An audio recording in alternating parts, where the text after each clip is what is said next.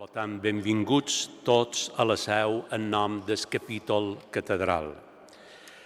S'acte d'aquest capvespre està emmarcat amb unes dates precises i és que la seu té dues grans festes. Una és la titular de la seu, que és Nostra Dona Santa Maria en el misteri de la seva Assumpció, dia 15 d'agost. L'altra gran festa, més pròpia encara, és la festa de la dedicació, que és cada 1 d'octubre, i estem a punt de 1 d'octubre. Què va passar dia 1 d'octubre de l'any 1346, ara fa 670 anys? Va passar que el bisbe de llavors, que era Berenguer Batlle, va dedicar aquesta església monumental en el culte diví.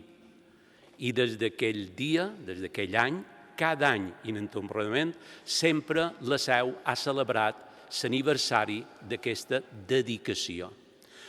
Estem celebrant aquests dies aquestes festes i, per tant, aquest acte està marcat dins les dates celebratives.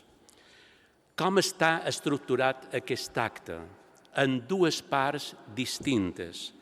A la primera part es presentaran llibres, a la segona part es presentaran projectes. Llibres per escrit i projectes per a fer-ne obra. Per presentar aquesta primera part, i ja entrar de fet en aquest acte, té la paraula el qui és el cap de publicació en Catedral de Mallorca, doctor Pere Fullana. Moltíssimes gràcies. Una vegada més estem aquí per presentar i per donar a conèixer obres que han produït i que la seu ha produït com a conseqüència de recerques que s'han elaborat a partir de l'arxiu capitular o d'altres qüestions relacionades amb la catedral. Com sabeu, des de fa un cert temps, la catedral compta amb una línia pròpia de publicacions, és a dir, una sèrie de col·leccions, concretament 3 col·leccions, una titulada La Seu de Mallorca, una col·lecció titulada Mirador i una tercera que és la que presentam avui vespre, de la qual hem presentat 2 llibres, que és la col·lecció Campins Gaudí. Entrant, podeu veure, heu vist que hi ha un llistat de publicacions, que hi ha un panell, allà on podeu precisament constatar que al llarg d'aquests darrers 3 o 4 anys ja la seu ha anat editant una sèrie de llibres que actualment ja constitueix un corpus de 20 títols que corresponen a 24 volums. Aleshores, avui presentam una tongada més en 2 obres, una del professor Luis Gallego i una del doctor i canonge i sagristà de la seu Teodor Suau, biblista, totes dues d'aquesta tercera col·lecció que inauguràrem precisament l'any Campins i Gaudí, l'any 2014-15, i que la finalitat d'aquesta col·lecció és precisament divulgar, donar a conèixer, però també formar els nostres visitants, les persones que estimen la seu, que volen aprofundir algun vessant més de la seu, però per ventura no són ni especialistes en història de l'art, ni són especialistes en teologia, ni són especialistes o grans especialistes en res de lo que la seu ofereix a primera vista, però en canvi sou individus, persones que teniu unes certes inquietuds, una certa sensibilitat i que voleu o desitgeu trobar informació o escrits, pensats, elaborats, narracions, relats, fets per persones sàvies, per persones que també tenen una certa capacitat de transferir aquest coneixement al gran públic. Jo penso que l'encert d'aquesta col·lecció que va encetar, el que encetàrem amb una obreta, amb una obra de ja president mossèn Joan Bossà l'any passat, doncs té avui, com tindrem ocasió de constatar, una continuïtat extraordinària. Vendran altres volums en aquests pròxims mesos relacionats amb les altres col·leccions, però avui presentam com deia, dos números més, el número 2 i el número 3 d'aquesta col·lecció. I després, ja un poc dins un marge que de caràcter més experimental, atès que la Catedral de Mallorca també gestiona el Museu Diocesà, doncs han fet una obra que té molt a veure és del Museu Diocesà, per una part, però per altra banda també és una obra relacionada amb Llull, la seva iconografia i, diguem-ne, la memòria de Ramon Llull, tenint en compte que estem també ja en aquesta tardor, en aquest final de l'any Llull 2016. Doncs aquesta, per nosaltres, per dir-ho molt simplement, la nostra alegria és poder fer, i pot la nostra satisfacció, és que la catedral no només té un espai o té una documentació i té unes obres extraordinàries, una documentació excel·lent, sinó que, a més, gestionam aquesta documentació i aquestes obres i ho transformam en coneixement, i aquest coneixement també el posam al servei de la comunitat científica, de la comunitat inquieta i dels nostres visitants perquè rebin aquest coneixement. I a la vegada la catedral produeix també llibres, elements, eines per poder sortir a camí amb tota aquella gent que vulgui conèixer alguna cosa més de la catedral. En certa manera, però, i amb això cap, tot això és possible perquè, com podeu imaginar, a darrere cada un d'aquests projectes hi ha molta gent fent feina que no se veu, però certament aquí jo volia agrair, sobretot, a part dels autors, que és una experiència sempre meravellosa poder treballar amb gent que té coneixements i sobretot que escriu i que els vol publicar, perquè aquest taller, aquesta escola, allà on hem de conjugar l'edició i diguem-ne, la confecció d'un llibre, veure-lo després transformat en paper, realment és un miracle. I en aquest diàleg entre els autors, les persones que treballen en aquestes publicacions, el cas de la Joana, però també els nostres maquetadors, en aquest cas també, vull agrair d'una manera especial, a part de Miquela, que també ha fet en el cas del llibre del museu, però sobretot a Arantxa Gallego i a en Gabriel Lacomba i a la Joana Pastor, els volia agrair sobretot i felicitar per la feina que han feta i sobretot a tots els treballadors de la impremta a impremta, que en aquest cas han hagut de tenir una paciència especial i hem passat molt de temps junts, hem compartit molt de temps, i sense aquesta paciència, sense aquesta capacitat de diàleg, també aquestes obres no serien possibles. Per tant, també és un dia d'agrair i per descomptat,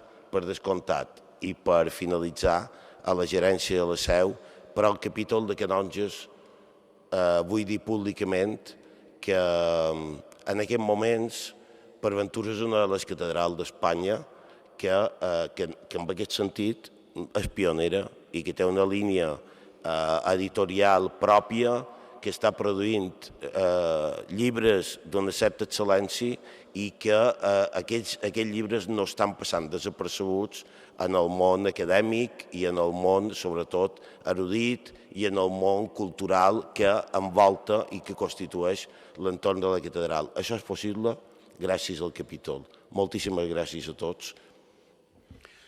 Gràcies, Pere Fullana, i anem a presentar ja el primer dels 3 llibres. És el que se titula Les històries de la Bíblia que compta la seu. Té la paraula Teodor Suau.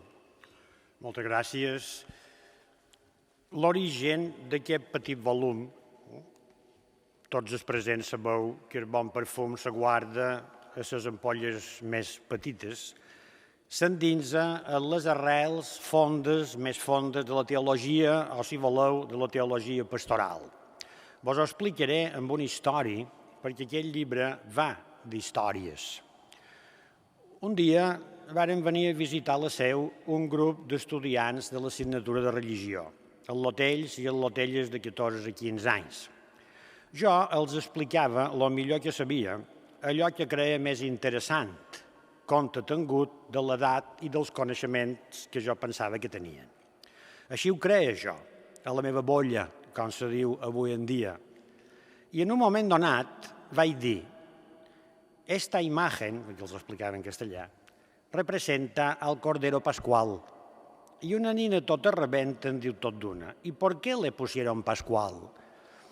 Jo, pensant que això me donava l'oportunitat d'una catequesi sobre el nucli de la nostra fe, vaig contestar: porque representa al misterio pascual.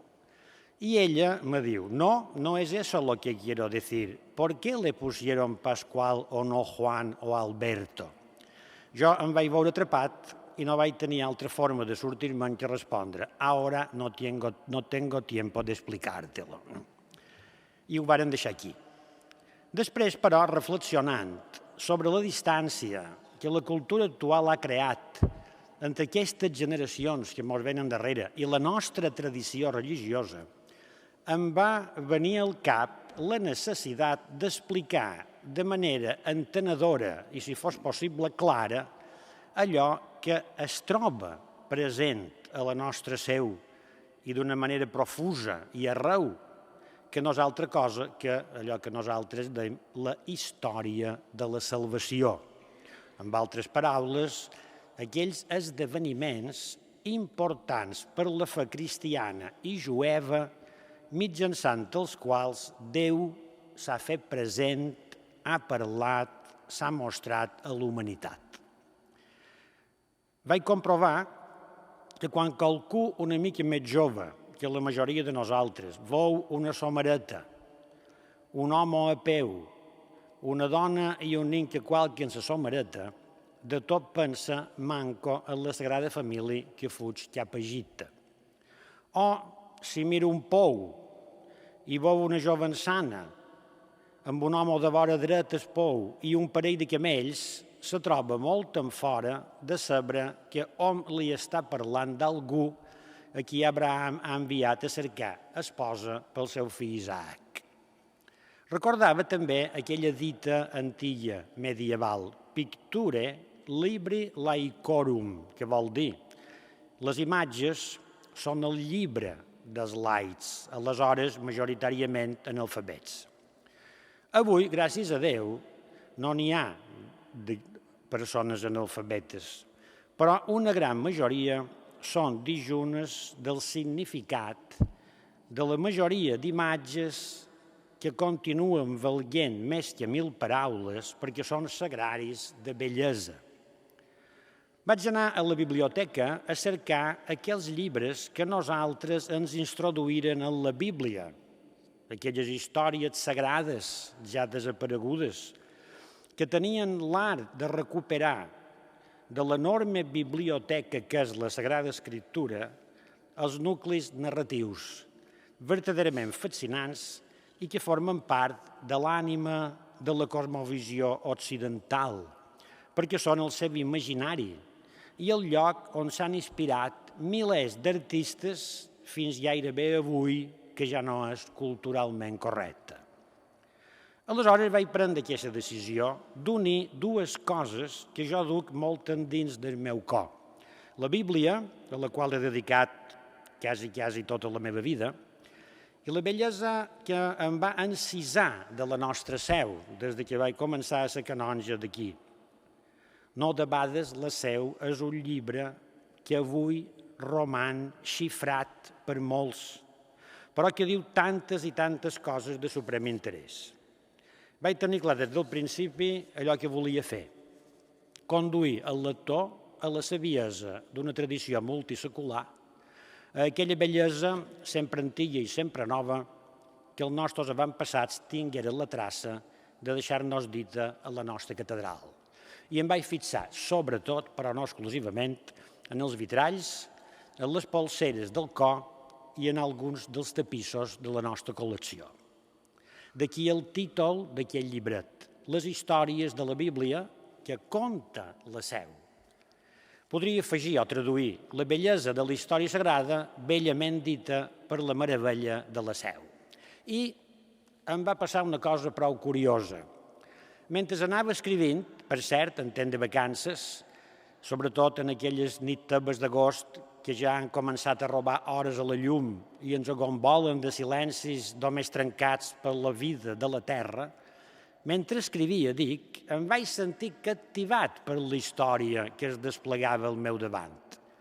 Jo que ho sabia gairebé de memòria, que ho havia llegit i rellegit i estudiat, que tantes suors m'havia costat en els meus anys d'estudiant de Roma, em sentia novament interessat pel coratge de na Judit, per la forta fragilitat de la reina Esther, per les anades i vingudes d'Abraham, Moisès, en definitiva per tot allò que va teixint un univers de rondalla a l'interior de les quals batega la ingènua tendresa del nostre Déu.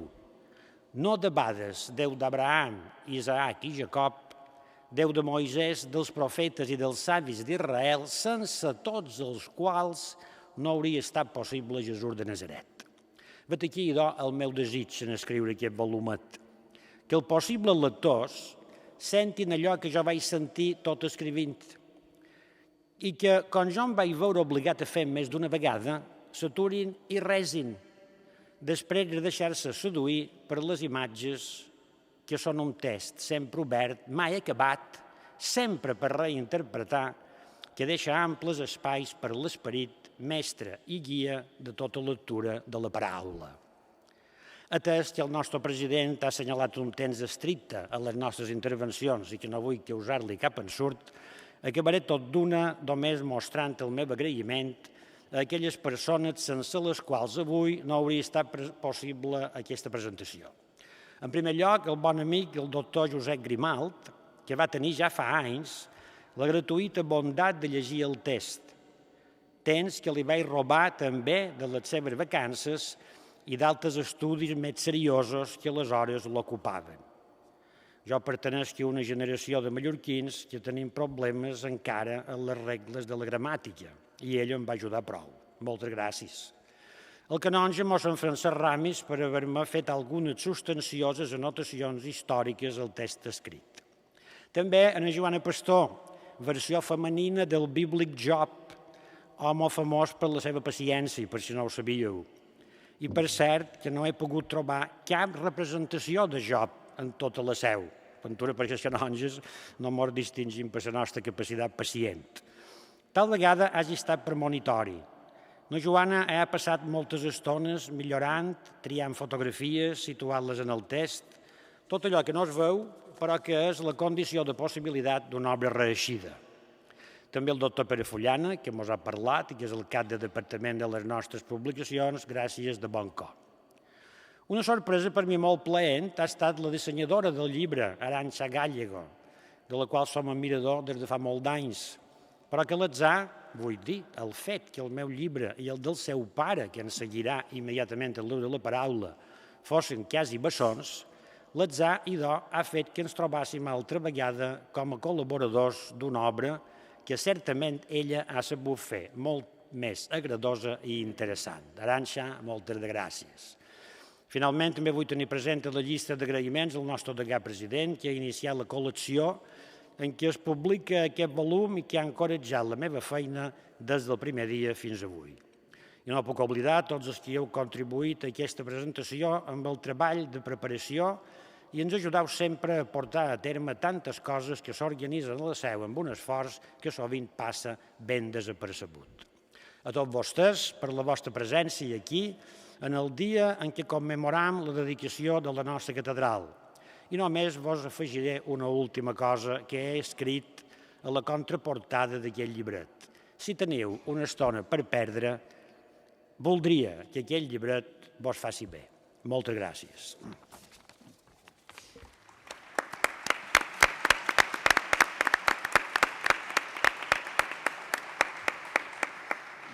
Gràcies, mossèn Teodor Suau.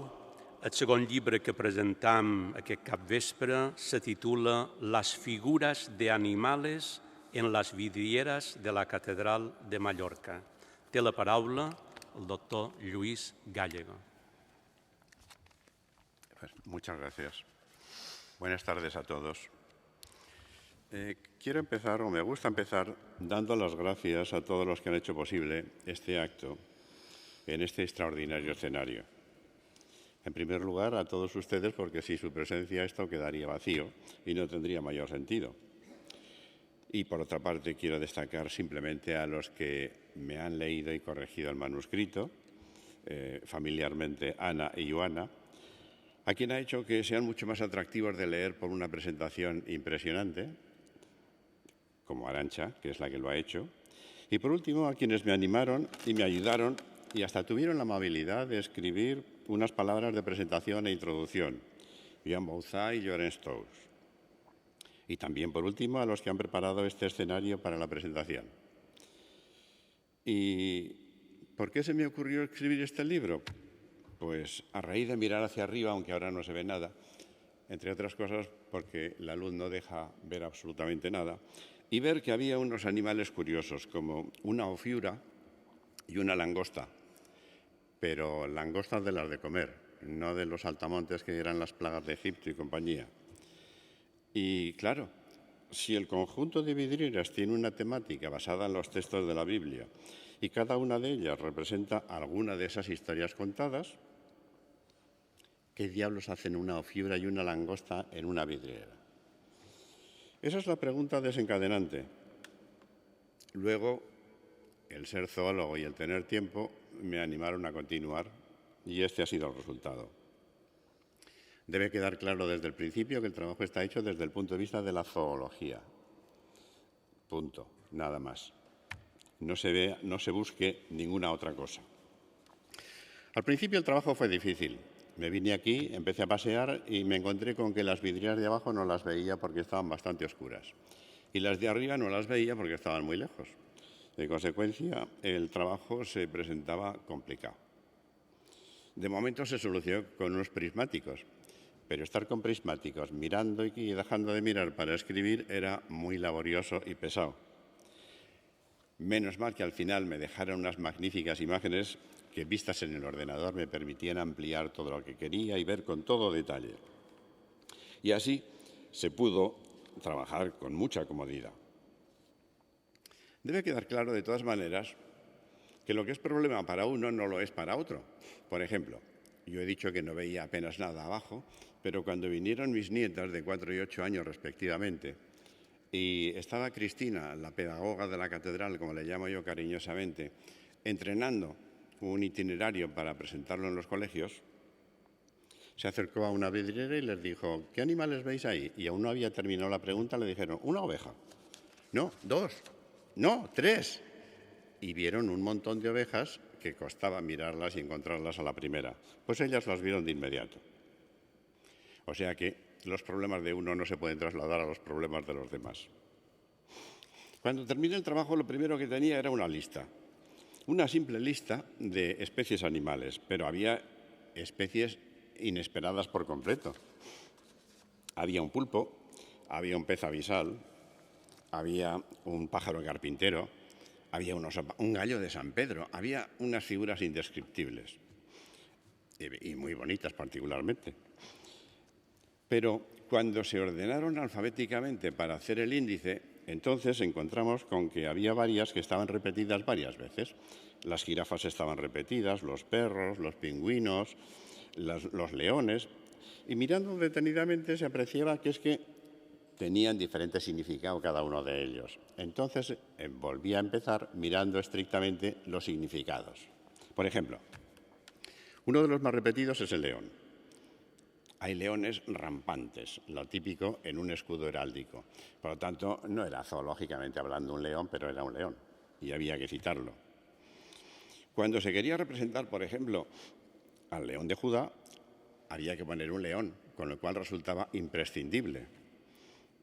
Pero si se quería decir o se quería representar a Noé entrando en el arca con sus animales, podía poner los animales que quisiera, no tenía por qué poner un león. Si allí había un león, era un animal prescindible, de adorno, seleccionado por el artista. Podía haber elegido otros. También había animales simbólicos. Una paloma está claro que era el Espíritu Santo, por lo tanto tampoco tenía mayor preocupación zoológica. Y había escenas en las que había partes de animales que tenían alguna utilidad. Por ejemplo, cuando Samuel está derramando sobre la cabeza de David el aceite para ungirlo como rey, lo hace en el asta de un cuerno de buey. Por lo tanto, no estaba el buey, pero estaba la parte correspondiente que recordaba al buey de alguna manera. Por lo tanto, vemos que había tipos de animales con conceptos totalmente distintos. Por último, como zoólogo, tenía que citar al Homo sapiens, pero el Homo sapiens estaba representado de muchas maneras. Y por otra parte, zoológicamente no es más que una especie más que tampoco merecía la pena darle demasiada importancia en el texto, aunque fuera el más repetido. Y también desde este punto de vista, cabía pensar en unas figuras con cara de niño normalmente y unas alas de ave impresionantes. Alas de ave, pero no de ninguna especie concreta, sino alas grandes, alas pequeñas, extendidas, cerradas, dependía del espacio que tenía el artista. Eran los ángeles. Y los ángeles está claro que tampoco tenían ninguna particularidad zoológica destacable. Por lo tanto, lo dejábamos. Con todo esto, la dificultad que venía a continuación era cómo se titularía el libro, porque había animales y no animales, había animales muy peculiares. Y claro, lo primero que se venía, un título corto, era pues los animales de la catedral. Y dice, hombre, dicho así, no quedaba muy bien, los animales de la catedral. Entonces podíamos decir los animales de las vidrieras de la catedral. Pero tampoco quedaba muy bien, porque podía ser como un estudio técnico de la fauna que podía haber en las cristaleras y que podía beneficiar o perjudicar las obras de estructura. En fin, que no queda más remedio que coger un título muy largo, pero que dice lo que realmente hay escrito. Animales representados en las vidrieras de la catedral de Palma, porque en otras no están estas vidrieras ni estos animales.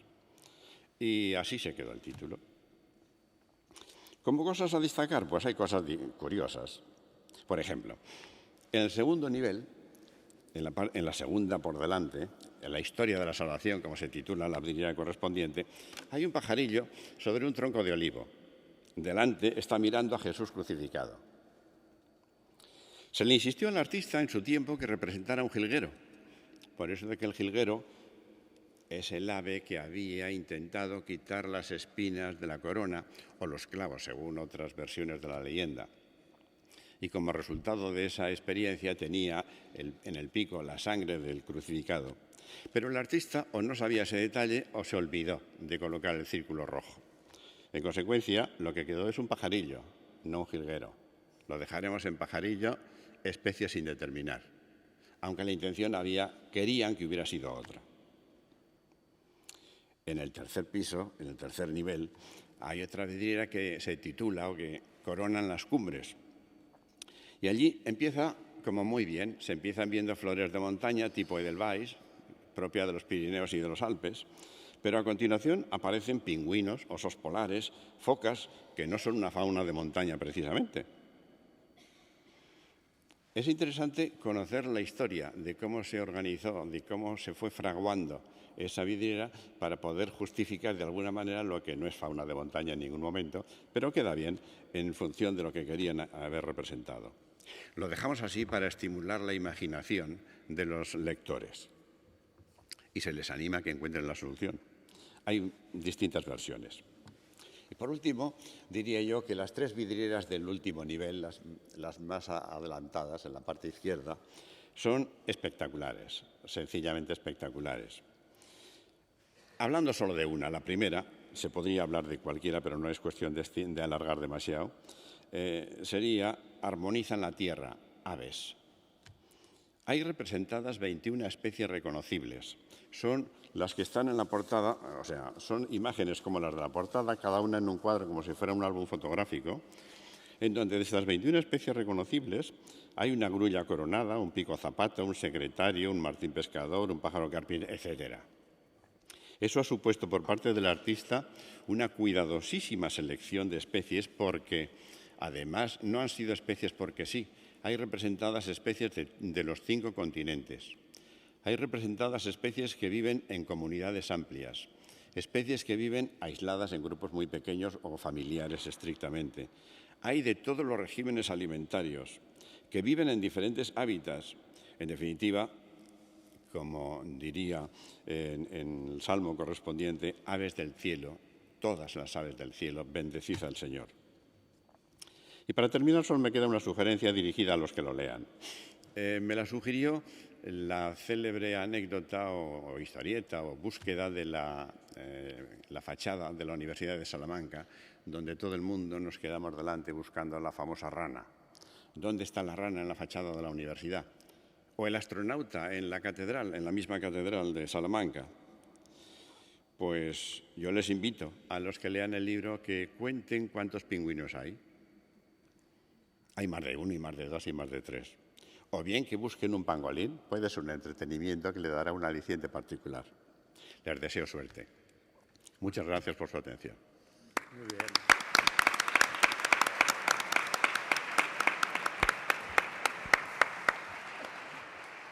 Com ha dit el doctor Gallego, professor ja emèrit de la UIB, ha posat elements que estimulen l'imaginació del lector.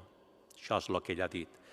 Jo penso que aquest llibre hi ha elements suficients, hi hauria d'haver, i això seria la meva il·lusió, de que qualcú trobés elements per estimular autors, temes d'autors. Jo sempre poso un exemple.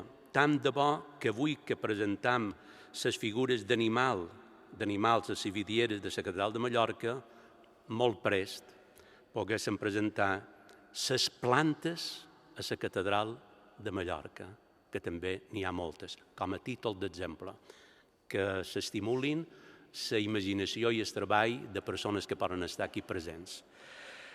Gràcies, Lluís Gallego. Anem a presentar, ja deixam les publicacions de Catedral de Mallorca i passam a les del Museu Diocesà, el tercer llibre d'aquest capvespre, que té per títol Xilografies antigues del beat Ramon Llull. Té la paraula la doctora Miquela Fortesa. Gràcies. Bé, per començar, contar un poc la història d'aquest fet. Ara fa poc més de 100 anys, concretament, el 3 de juliol de l'any 1915, i per contribuir en els homenatges del 6è centenari de la mort d'en Ramon Llull, l'impremta Guasp va estampar les xilografies antigues del beat seleccionades entre el gran arsenal de matrius xilogràfiques que conformaven la seva col·lecció.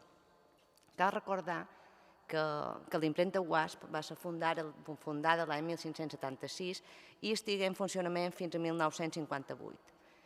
La vinculació d'aquesta família en el mateix negoci durant gairebé 4 segles sense interrupció i l'entusiasme en què els seus artífexs es varen dedicar a l'art d'imprimir ha permès que en l'actualitat puguem gaudir, puguem disfrutar de la col·lecció Guasp, conformada per 1.590 matrius xilogràfiques, que són verdaderes joies de l'art gràfic estimables no només per la seva quantitat, que és moltíssima, sinó també per la varietat i per la qualitat de moltes de les seves peces.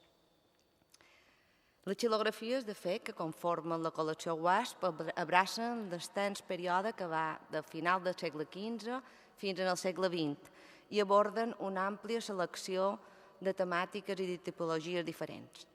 Si bé hem de dir que la part més nombrosa està constituïda per imatges religioses, especialment representacions de les advocacions mallorquines més populars, no falten tampoc imatges profanes de tota casta i de gran interès per a moltes disciplines.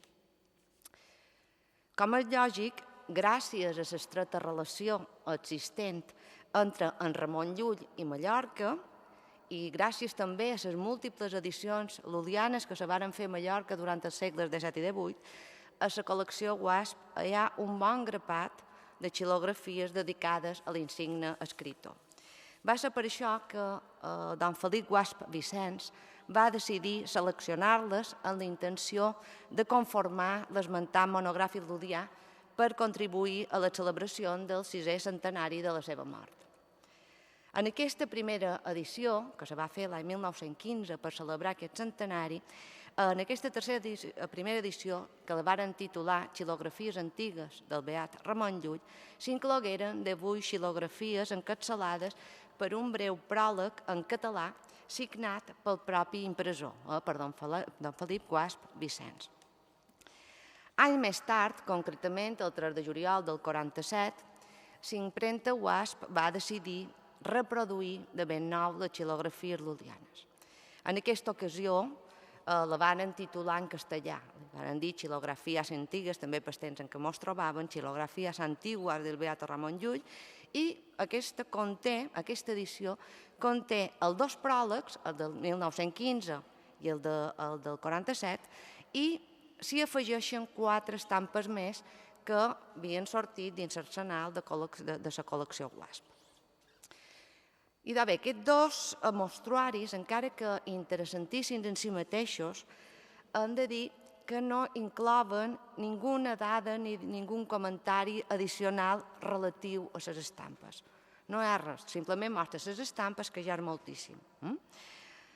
Bé, i per contribuir a la celebració del 7è, que estem enguany, centenari del beat, el capítol de la Seu, presidit per don Joan Bolsà, ha volgut editar i sufragar aquesta tercera edició de xilografies lul·lianes. En aquest cas, augmentada en 3 estampes més, és a dir, ara ja estem en 25 estampes de la col·lecció Guasp, totes elles numerades i col·locades per temes generals. En aquesta ocasió, a més del mostruari, que és la tercera edició, a més del mostruari de les estampes, s'ha inclòs un estudi i un catàleg raonat on figuren les fotografies de les matrius xilogràfiques que serviren per estampar les populars imatges. De fet, l'inclusió d'aquestes matrius crec que enriqueix moltíssim el que és el propi llibre, perquè en primer lloc són inèdites i en segon serveixen moltíssim per tot el que és l'estudi del món gràfic. Pel que fa a l'estudi, hem de dir que inclou una breu història de la col·lecció i de l'impremta Guasp, que no podia ser menys, responsable de les 2 primeres edicions, i un estudi iconogràfic amb els gravats dividits per temes i per episodis generals. Dins aquestes 25 ens trobam tot un ventall d'iconografia lul·liana. Hi ha retrats, hi ha escenes narratives com la il·luminació, com el martiri, com l'encontre entre en Ramon Llull i els lleons. També hi ha tota una sèrie de representacions relacionades amb l'orde franciscà en defensa de la Immaculada Concepció, i així mateix se conserven també, i estan ja reproduïts, el retrat de 2 destacats lul·listes mallorquins, concretament Sor Anna Maria del Santíssim Sacrament i el canonge Bartomeu Llull. Aquest repertori, hem de dir que, sense cap dubte, i per això és molt important, jo penso, la seva reedició, és una de les fonts gràfiques més completes i més singulars per a l'estudi de l'iconografia d'en Ramon Llull. Això està claríssim. És un repertori importantíssim per a que són les qüestions iconogràfiques lul·lianes. He de dir que per jo aquest llibre, i crec que en general hem de dir que aquest llibre no només és un homenatge a en Llull, que sí que ho és, això està claríssim, sinó que també, però, crec que ha de ser un homenatge a l'impremta Guasp. la qual encara que va rebre tot un seguit d'homenatges, especialment a la primera meitat del segle XX, per ser la impremta, que en aquell moment més antiga del món en funcionament, i li van fer tot un seguit d'homenatges com el Rotary Club, el propi Ajuntament de Palma, etc. Però crec que no està de més que una vegada més se'ls reconegui, se'ls recordi per la seva gran contribució, no només en el món gràfic, que és molt important, però sinó també a la cultura i en el patrimoni mallorquí. Pel que fa per què vaig fer aquest llibre, he de dir que aquest llibre me feia moltes ganes fer-lo fa molt de temps, me feia molta il·lusió fer-lo. De fet, quan feia la tesi sobre la impremta WASP, ja ho tenia en ment i sempre tenia la idea de fer-lo. Per una cosa o l'altra ho vaig anar deixant, però crec que no podria haver trobat un millor moment per publicar-lo. Ens trobam l'any lulià, un moment important per la publicació d'un llibre sobre Llull, de fet s'han fet un munt d'edicions lulianes enguany, ni podia trobar, com es suposar, un millor lloc per publicar-ho i per presentar-ho, la Catedral de Mallorca. Això poden dir que ha superat amb escreix les meves expectatives. No me podia imaginar mai que aquest estudi se presentàs i s'editàs en aquest lloc. Per tant, estic encantadíssima que hagi estat així i això ha estat possible gràcies als membres del capítol. Els membres del capítol, dels quals, una vegada més, han demostrat la seva gran sensibilitat envers a la conservació, però no només a la conservació, sinó també a la divulgació del patrimoni cultural mallorquí. És per això que els vull manifestar públicament el meu més sincer agraïment. Per altra banda, i a més, m'agradaria agrair molt especialment als germans Catllon Ferrà, actuals propietaris de l'antiga premsa i de la col·lecció de xilografies de l'impremta WASP, actualment depositades a la celda municipal de la Cartoixa de Valldemossa, perquè sempre m'han obert les portes de casa seva. Sempre me l'han obertes, però no de casa seva, sinó de totes les seves col·leccions històrico-artístiques que són múltiples i variades i que són fruit de l'amor de diverses generacions d'aquesta mateixa família pels temes patrimonials. Per tant, se'ls ha d'agrair perquè em consta que no només m'obrin les portes a mi, sinó que l'obrin a múltiples, a molt d'investigadors que tenen intenció d'estudiar les seves col·leccions.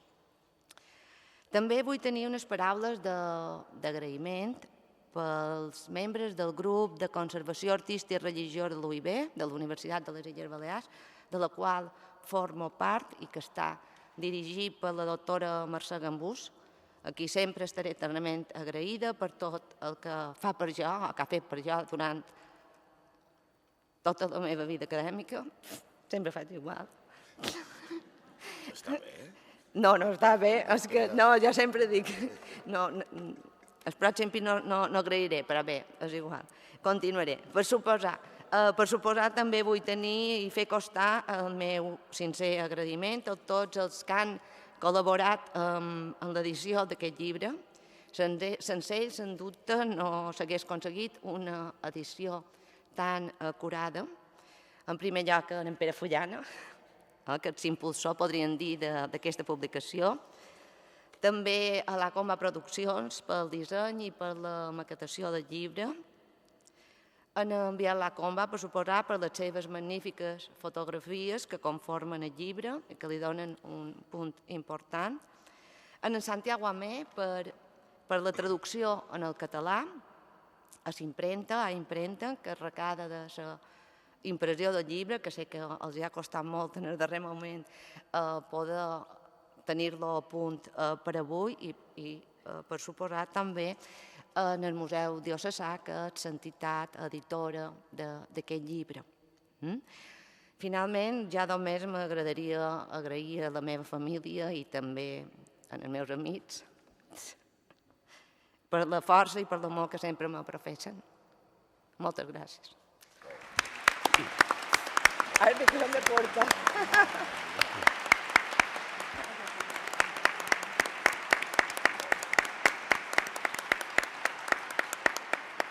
Gràcies, Miquela Fortesa.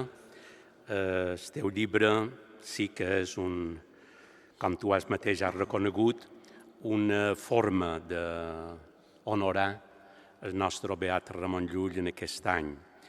Ja que estem parlant de Ramon Llull, doncs assenyalar una cosa de futur, que serà dia 25, 26 i 27 de novembre, aquesta seu acollirà les despulles del beat Ramon. Això vol dir que se farà en processó d'allà on està enterrat, que és la Basílica de Sant Francesc, se posarà 3 dies a la seu perquè tots els mallorquins vegin el fill major de la nostra nissaga i ho puguin venerar, acabarà amb un gran pontifical i, per tant, aquest llibre també ajuda que el poble de Mallorca valori la nostra gran figura. Amb aquesta intervenció de la doctora Miquela Fortesa acaba la primera part d'aquest acte. A continuació, nosaltres baixarem i pujarà aquí l'arquitecte Guillem Reinés per presentar aquests 2 grans projectes de la seu.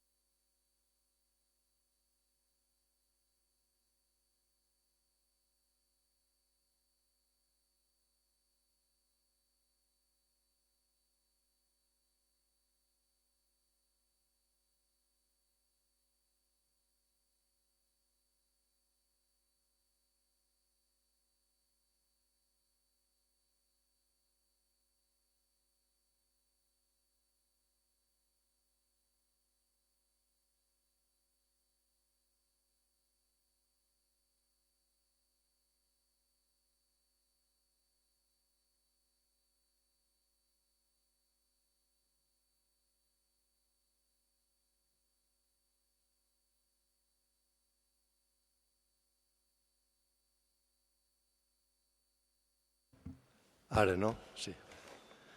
Bon vespre a tots. Primer de tot, donar les gràcies a la seu, lògicament, per l'oportunitat de poder presentar aquests 2 projectes que són fruit d'un treball amb equip, d'un grandíssim col·laboradors i que avui és una exposició d'una presentació. Què vol dir amb això? Què vull dir amb això? Que aquest projecte que avui els mostrem, aquests 2 projectes que avui els mostrem, estan presentats ja a l'administració, en el Consell, en el Servei de Patrimoni del Consell i a l'Ajuntament, lògicament esperant la preceptiva autorització. Per tant, això, més que una presentació d'un projecte ja, diguem, aprovat i definit, és una exposició, voldríem matisar-ho, d'aquesta presentació que s'ha fet a les autoritats pertinents per aconseguir la preceptiva autorització. La restauració de les vidrieres de la capella de la Santíssima Trinitat és el primer projecte dels 2 que presentam. L'altre serà d'una capella de la Seu, de la capella del Sagrat Cor. El projecte de les vidrieres, de la restauració de les vidrieres de la capella de la Santíssima Trinitat, que és la que tenim nosaltres aquí darrere, és la part més antiga i més noble de la Seu. És realment la part que tots tenim una mica darrerament oblidada perquè la Seu li ha donat molta més importància a la capella real on ens trobem ara i la capella que tenim darrere, la de la Santíssima Trinitat, que està damunt d'aquesta tribuna, és que realment la més noble i la més antiga de la Seu. L'equip que hem fet feina en aquest projecte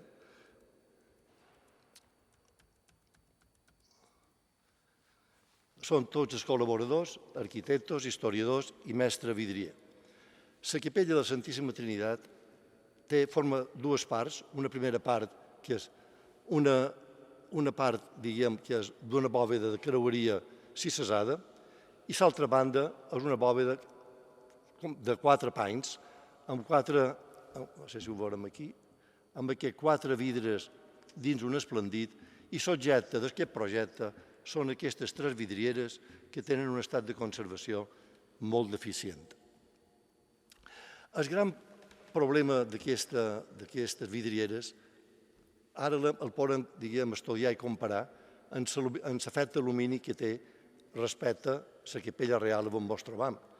Però hem de fer un esforç d'imaginació i pensar que quan se varen obrir aquestes vidrieres a final de segle 1887-89, la seu era fosca, Per tant, no hi havia possibilitat de comparar ni de definir quina era, diguem, la intensitat lumínica més adient i que s'havia de treballar per aconseguir. Avui en dia, inclús el baldaquí mos tapa la visual frontal i del punt focal de tota la seu, que és aquesta capella.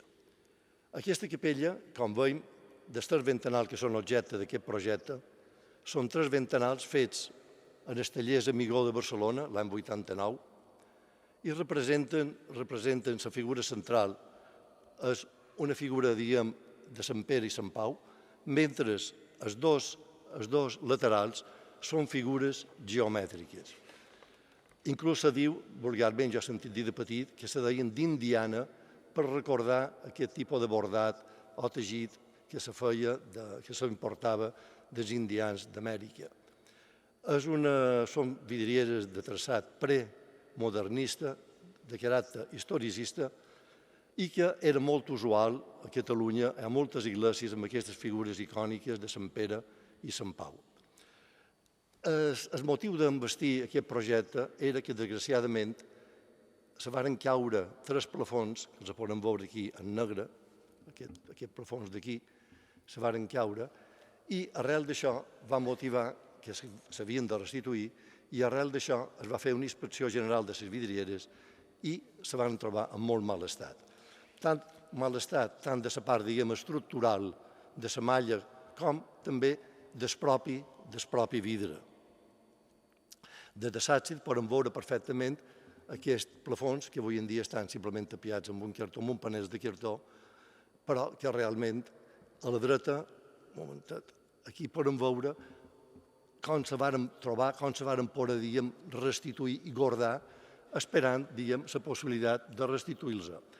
I amb aquesta intenció, fins quan s'han vestit el projecte d'una restauració integral de totes les vidrieres. Només d'aquestes 3 vidrieres. Això és important dir-ho perquè els altres 4 ventanals petits i estrets, que són de l'any 45, quan se va fer la reforma de tota la capella per l'arquitecte Olomà, de tota la capella de la Santíssima Trinitat en els sepulcres dels Reis de Mallorca, en aquest moment aquestes se deixen igual, estan en bon estat, i sobretot crearien ja una discussió d'intensitat lumínica, són vidres blancs gravats, mentre que els de les vidrieres que anem a restaurants són vidres bufats, amb grisalla pintada i amb un estat i unes patologies de degradació molt important.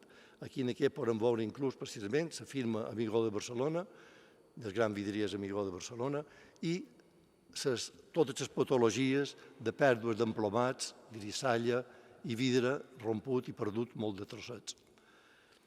Aquí podem veure també les distintes patologies, i aquí, en aquest vidre, se troba precisament 1889, on podem comprovar que està el mateix com una firma de la data i de la fetge.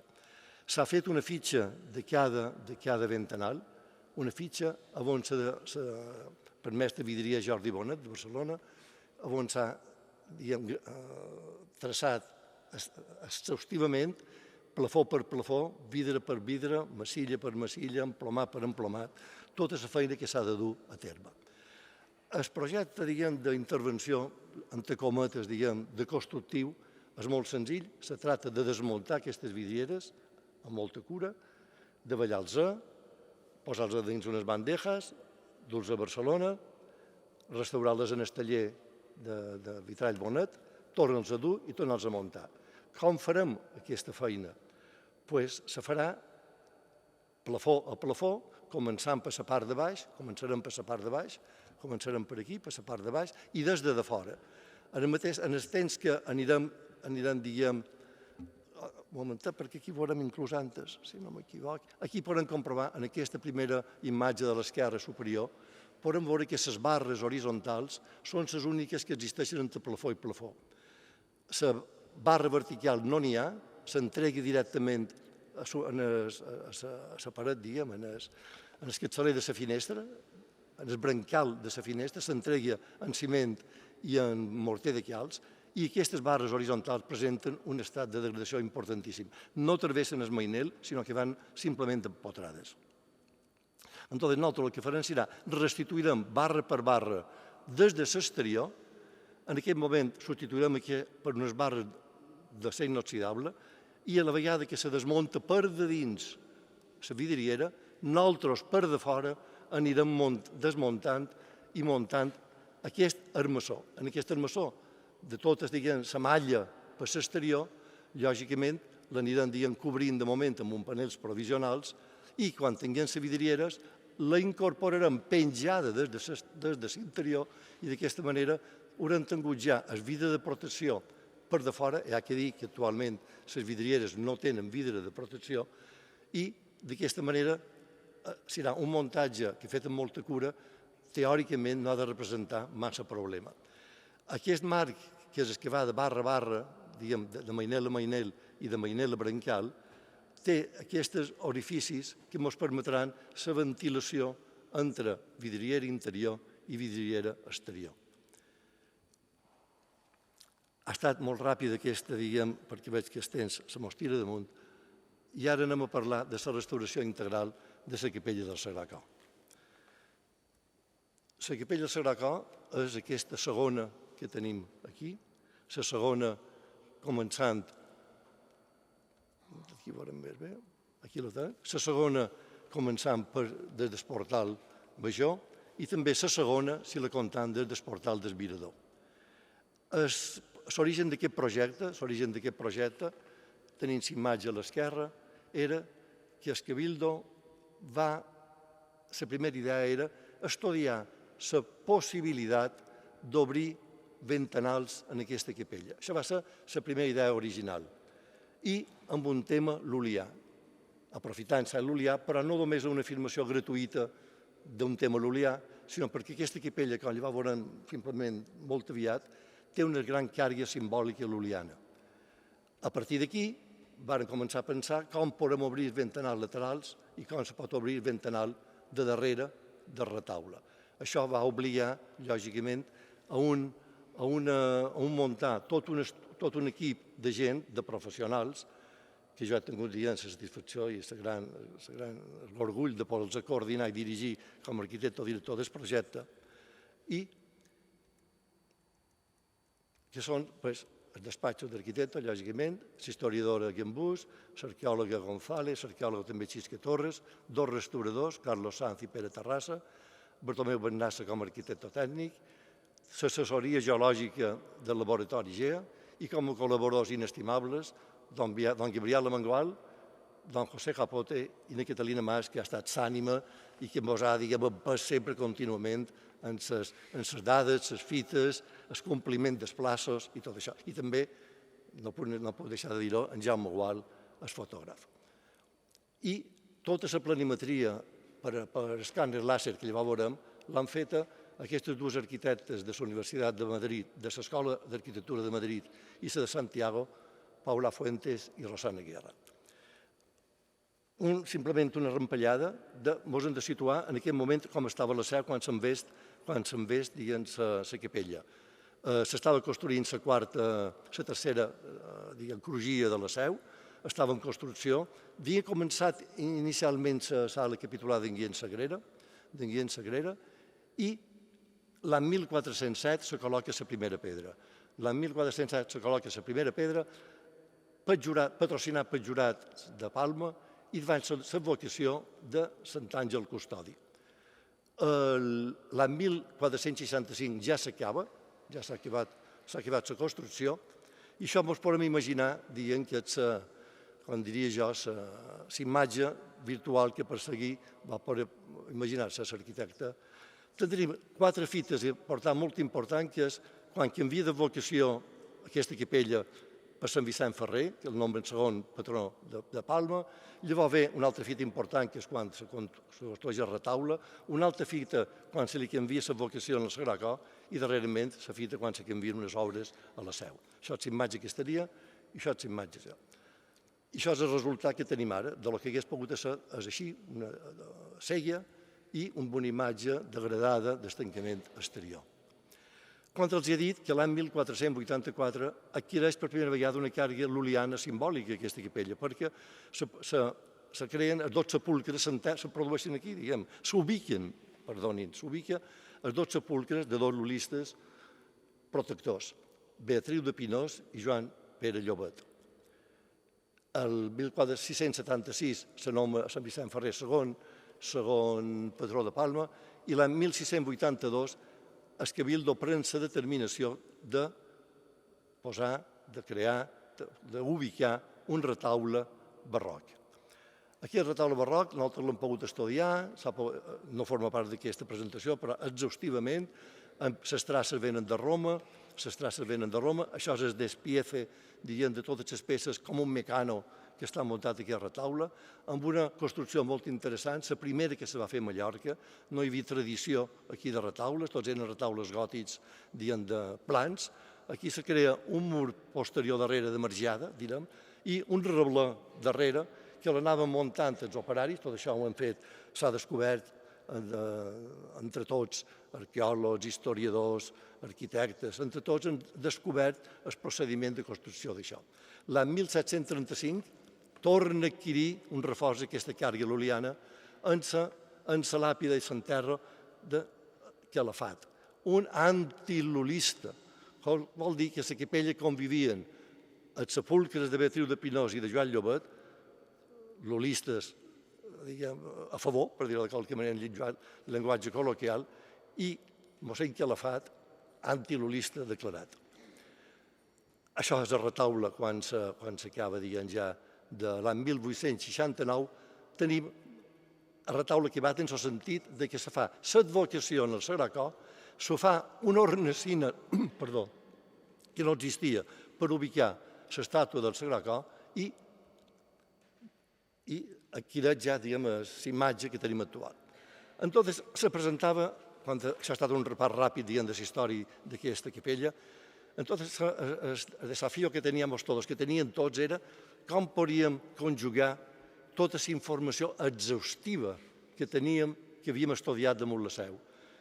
De quina manera podem nosaltres, arqueòlegs, historiadors, arquitectes, restauradors, analistes de pedra, podem conjugar tot això amb una eina que fos operativa entre tots. Vàrem proposar aquest sistema de feina a la seu, i la seu, com a capdavantera que sempre ha estat, de tot, no només de la part artística, sinó tecnològica, la història de la seu ho demostra, se va mostrar enormement entusiasmada i se va usar un programa informàtic, que aquí ho podem veure, se parteix d'unes fotografies i d'unes imatges 2D. A través d'aquest programa nosaltres atribuïm, per dir-ho de qualque manera, a cada zona, a cada peça d'aquesta capella, la seva patologia, el seu cruix, la seva naturalesa, i tot això ens dona un programa que nosaltres el podem manejar amb una plataforma virtual intel·ligent que això ens dona poder fer feina tots a la vegada en aquest programa. Se crea la maqueta, com han dit, com vostès han vist ja en imatges anteriors. Aquest dibuix, això no és un dibuix, diguem, de qualsevol manera, és el dibuix exacte de totes les pedres, de tots els carreus, de tots els mitjans, de totes les novel·les, de tots els trossos de nirvi que té aquesta capella. És a dir, cada un té la seva personalitat, cada peça té la seva personalitat. Això és com un engranatge de tots els que hem fet feina en aquest projecte, que tots ens podem passar informació, tot la podem veure, tot podem entrar en aquest programa, una hora baixa que volíem, podem fer les nostres suggerències, podem opinar, podem fer tot el que volíem. I entonces trabucam en aquest projecte totes les informacions. Quines hem trabucat? Tota la part, diguem, estructural, patologies, que ara veurem que la capella estava molt malament, tot l'informe de la pedra, naturalesa de pedra, de morters, tot el treball d'en Pere Terrassa, de restauradors extraordinaris, treball de la retaule disseccionat peça a peça, diguem, capa a capa, i tot un treball també d'entalladures, de marques negres de piquepedrer, de grafitos i de restos de policromia per l'arqueòloga Elvira González. S'ha de dir que és la primera vegada que a la Seu i a Mallorca s'ha fet un estudi damunt les marques incises de piquepedrer, És a dir, han trobat més de 500, s'han fet 500 fitxes de marques de picapedrer. Què vol dir això? Que és interessantíssim perquè sabem diguem, que inclús hi havia determinades colles de picapedrers que feien mur, que feien paret, i determinades colles que feien la volta, o els capitells. S'ha fet un estudi estructural, que no entraré en detall, lògicament, però que ens ha servit per veure que totes les patologies estructurals de la capella n'hi ha de dos caires. Un de la pròpia construcció de la capella, defectes de construcció, el que sigui, i altres que són conseqüència del moviment que té la seu. Com a fàbrica té el seu moviment, que si no tingués aquest moviment ja s'hagués esbocat. Precisament, les obres de fàbrica el que tenen és aquesta capacitat de trobar sempre el seu sistema d'equilibri. Com deia, tota part estructural que s'ha fet un estudi exhaustiu de les fissures, de tota la tipologia de cruis, de tipologia de fissures, de per què s'han produïdes. Totes ens demostren, és a dir, quan els estudiem, és una evidència del que posen els llibres d'estructura i de càlcul d'edificis històrics. És a dir, ha estat una feina que, a part de captar-la i donar com un acte notarial, ens ha servit a tots per aprendre moltíssim. La part de pedra s'ha incorporat en aquest programa totes, diguem, la naturalesa de la pedra, dolomies, silicats, tot, quelisses, tot s'ha fet. Aquí s'han volcat també igualment, com he dit, grafitos, les marques incises que venen de la pedra, grafitos, a la vegada que ens han servit segons quins grafitos per poder entendre, o grafitis, perdó, per poder entendre inclús com se va construir aquesta bòveda. Ens ha servit l'estudi de les entalladures triangulars i quadrangulars que hem trobat per poder saber com era l'endemiatge i poder saber inclús de quina manera s'anaven ensamblant les peces per fer totes les voltes. La clau, quan varen fer una cata per destapar la clau de fusta, de madera que hi ha ara, han descobert la clau original extraordinari de principi, de final de 1465. I a la vegada ens ha servit per veure com estaven ensamblades els nervis i és corroborar una afirmació que a molta gent li sona rara, i és que se construïa primer la clau i després el nervi, contra una creença que és el més normal pensar que primer se fan els nervis i llavors se tanquen la clau com a qualsevol arc. No, primer se fa la clau i després els nervis aguanten la clau.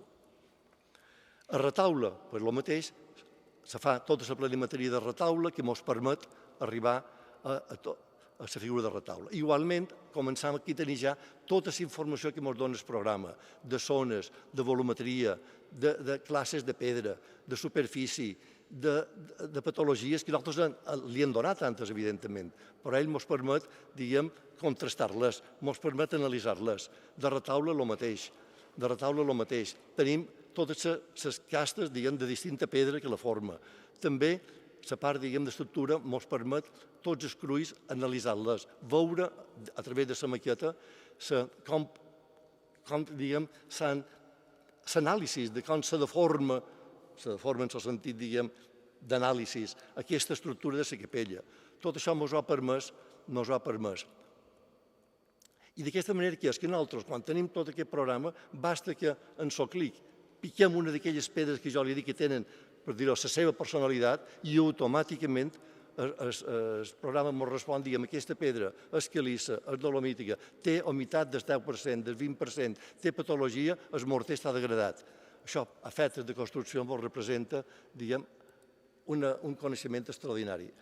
Ara podem veure, diguem, és un petit vídeo, res de 10 segons, però que el que els he explicat o intentar explicar de paraula ho puguin veure. Tenim la maqueta formada, la maqueta exactament diguem, creada a través de les fotografies i de l'escàner i del 2D, i entonces volen saber nosaltres, per exemple, quina humitat té una zona determinada de la capella. I doncs, molt bé, anem en el programa, apretam, cerquem humitat des 10 en el 15 o des 15 en el 20, ell pensa i automàticament ens dona la zona de la volta, de la bòveda que té, diguem, aquesta humitat que nosaltres cercàvem. A partir d'aquest programa s'ha fet, diguem, el que són, diguem, les intervencions. Ja tenim uns estudis prèvis fets, hem pogut crear els criteris d'intervenció, sabem tots que els criteris d'intervenció no són més que unes opinions raonades. I aquí és quan tot l'equip, en reunions, diguem, enormes, en reunions de moltíssimes vegades i temps, contrastam les nostres opinions i creem un criteri únic que tots estan convençuts i que tots defensam i defensarem quan tinguem davant qualsevol dubte per explicar. En les intervencions a les fàbriques de pedra, lògicament, en totes les patologies que tenim i que hem volcat en el programa, els analitzam i els corregim. La consolidació estructural, el mateix. Tots els anàlisis que ens ha permès tenir, identificades exactament i veure el moviment i com se fa, els podrem també resoldre. Aquí, com veiem, és simplement un esquema, el típic esquema de ròtules que se formen quan hi ha un asiento de columna o de pilar, veiem marcades a baix, aquí veiem marcades precisament les dues obertures dels nervis de la volta que identifiquen perfectament una cosa de llibre perquè s'han produït aquestes d'això. Aquí tenim la clau de fusta que se va llevar per veure com estaven encardinats els nervis en la clau per poder corroborar la nostra hipòtesi contrastada a altres catedrals que primer se construïa la clau, se muntava la clau i després els nervis. L'estanquitat de la capella, un dels grans problemes d'aquesta capella és les humitats. Les humitats és un problema greu que s'ha d'aturar d'una vegada. Això és una imatge virtual, la que tenim aquí de dalt, de que antes era així. Aquesta terrassa antes desaïllava per les dues gàrgoles i tiraven l'aigua en fora de la façana de la seu. Actualment, se va a una reforma de l'any 2000, supos que ja hi havia problemes d'humitat, se va canviar tot l'enrajolat i se va davallar. Les dues gàrgoles no desaiguen i se desaigua per aquí, per aquest punt d'armig, un punt amb una taula que tira l'aigua molt a prop de la façana i li fa, no li fa cap bé. Aprofitam fer aquesta reforma per obrir totes les ventilacions de la seu. Un dels altres problemes que té la seu, que també està en marxa un altre projecte que tenim, d'obrir les ventilacions de tota la nau lateral, les ventilacions de la nau central ja existeixen, ja estan obertes i ja ventila, però la nau lateral i les capelles no ventilen. Quan tenien previstes, totes existien aquests punts de ventilació. Nosaltres el que farem serà, quan fem aquest terrat nou, obrirem, que és molt bo de fer, només és foradar, perquè el forat existeix, només és foradar l'enrajolat de damunt i crear, lògicament, un caputxó perquè l'aigua no entri, lògicament, i la seu tornarà a ventilar. I aquesta humitat relativa, que és el mal de tota la seu, l'eliminarem amb un percentatge elevadíssim. A l'enrajolat de la capella també s'intervé, lògicament, se restaura tot l'enrajolat de la capella. Les trompes els alliberam, perquè realment les trompes, hi ha una part de trompa que està tapada per la pròpia retaule, se recuperarà tota la trompa i d'aquesta manera el retaule respirarà i la trompa adquirirà la seva pròpia presència espaial. Si fem el retaule i els sepulcres, els dos sepulcres se restauren, lògicament, hi ha un treball de restauració, una proposta del senyor d'en Pere Terrassa extraordinari, i lògicament, la labor més interessant és com buidar darrere d'aquest retaule la part únicament imprescindible perquè el ventanal pugui obrir-se al central. Han trobat, com li he dit, aquesta estructura de darrere del retaule té dues parts, una part que és un mur que anaven aixicant a mesura que el retaule l'anaven muntant des de davant i anaven tenint uns anclatges, aquí se veuen els anclatges, que l'estaven muntant des de darrere, però a la vegada tenien l'espai on feien feina, que era de reblar. I tot, diguem, els enderrossais, tot el que quedava, els anaven tirant darrere i ells anaven pujant. I ara, quan han fet net, no és mur, sinó aquest reblar, aquesta s'han trobat, ja ho veu, des de senaies, de gerres, interessantíssim, per demostrar que una part es rebla, fals, diguem que no té valor només arqueològic de les trobades, i la part estructural, que és independent. Aquí veiem simplement les bandes que buidam de retaule per poder-lo alliberar i del central. Lògicament, aquesta banda de dalt, que és la que se despeja, diguem, de qualque manera, de retaule central, necessita estabilitzar-lo. No és un problema de pressió, diguem, contra en terra, sinó simplement de mantenir aquesta estabilitat. Aquesta estabilitat la mantindrem amb una senzilla estructura espaial, tridimensional, que per darrere que farà el ventanal, 35 centímetres, i amb 4 o 5 punts en els brancals que tenim massissos dels murs, l'aguantarem. I aquí hi ha la part, diguem, fonamental de l'instal·lació dels vitrals, i això ja amb això acabam. És a dir, no podem oblidar que el principi de tot va ser, per part del Cabildo, estudiar la proposta d'ubicació d'un ventanals, d'un vitrals. Tots els estudis, que ha estat impossible aquí mostrar-los a vostès, mos duen que aquesta possibilitat és factible, tècnicament, històricament i arqueològicament, i això és molt important. Entonces partíem d'aquesta imatge, imaginem-nos que no hi ha retaule, aquesta imatge virtual, interior i exterior. Imaginem-nos, no és això evidentment, però com seria aquesta capella amb els vitrals oberts, exteriors i interior. I a la vegada, imaginem-nos com seria aquest ventanal amb el retaule posat, quina imatge tindríem, el retaule pareix que comença dialogant la capella. No podem oblidar que tots els retaules barrocs, a diferència del Renaixement, jo sempre dic que agreden l'espai, és a dir, el Renaixement sempre era respectuós en l'espai preexistent. Era un problema de justa posició. En canvi, el barroc és de superposició. El barroc, en aquest cas, diguem, se va superposar i també en el nostre mode de veure, no meu, de tots, de qualque manera, diguem, no dialogaven l'espai. Tots creiem, tot l'equip estan convençuts que quan obriguem aquest ventanal i aquest retaule queda com un biombo, però de qualque manera, dialogaran tot l'espai, dialogaran el ventanal, dialogaran els sepulcres i se crearà un espai d'una certa mística lul·liana que és el que intentem perseguir i creiem que s'haurà pogut aconseguir. La Seu, en aquest moment, que accelera com sempre ha estat, i de motor de cultura que ha estat sempre la Seu, ha estat, és i vol seguir sent, va pensar i va proposar fer un concurs internacional per aquest ventanal. Un concurs, i se van convidar artistes internacionals, com els dic, i se van presentar 6 artistes. La temàtica que se'ls va donar tota la documentació, part d'aquesta que vostès coneixen, un altre tipus d'informació, i per part de don Gabriel Amengual se'ls va donar, diguem, una síntesi filosòfica de lo que la Seu voldria que fos una capella devocional.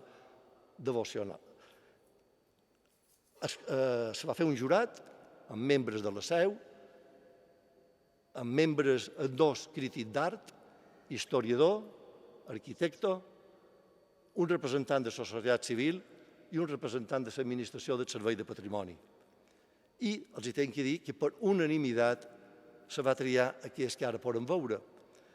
És una, en el nostre mode de veure, no dic meu, en el del jurat, que per unanimitat és una imatge d'una sensibilitat enorme, que dona una profunditat tremenda a la capella, com si el jardí i l'arbre de la ciència que el va inspirar travessa el mur i torna a tenir un poc aquella connotació, diguem, que el gòtic mediterrani l'havia oblidat, no? I és que la transparència del mur translúcid, de la filosofia del llum, que el gòtic català o mediterrani el transforma en una estètica del llum, en vez d'una filosofia del llum, aquí pareix que se torna a trobar la filosofia del llum.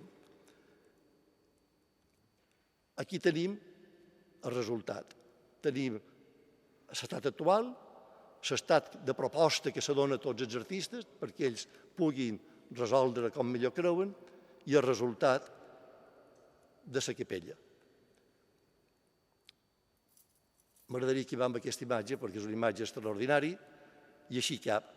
Vull simplement agrair una vegada més en el Cabildo de la Seu que hagi confiat en tots nosaltres, en tot l'equip redactor d'aquest projecte, jo particularment com a arquitecte o director, i estan convençuts que la Seu, amb aquesta intervenció, continua, com he dit antes, aquesta labor de ser motor de cultura Ha estat, és i continua seguint. Res més i moltes gràcies.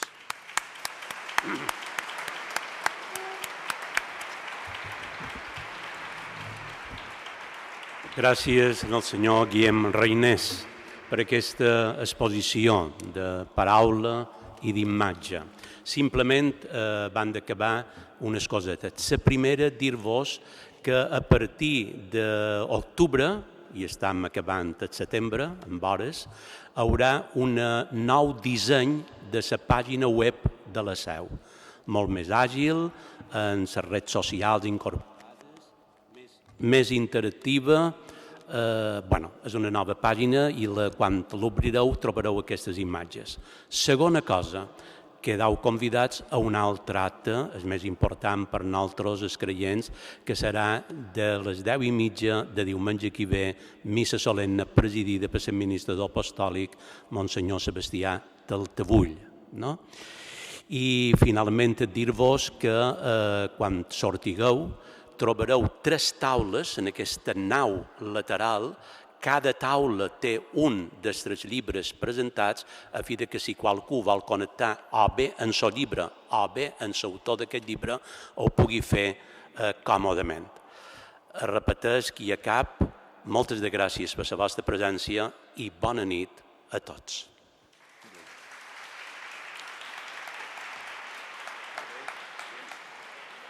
Molt ràpid, no? Molt ràpid. Sí, però tocava Santa Vostè donarà les coses. Sí.